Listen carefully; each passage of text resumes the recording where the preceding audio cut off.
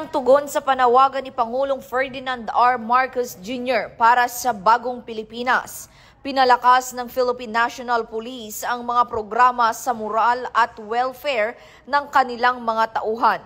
Ayon kay Acting Chief PNP Police Lieutenant General Jose Melencio C. Nartates Jr., nagsisimula ang bagong PNP sa pag-aalaga sa sariling hanay.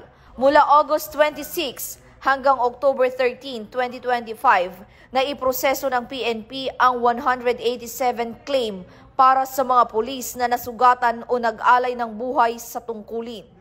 Sa parehong panahon, nakapagbigay rin ng PNP Health Service ng 190,526 medical, 19,075 dental, 52,170 mental health services sa mga pulis at kanilang pamilya.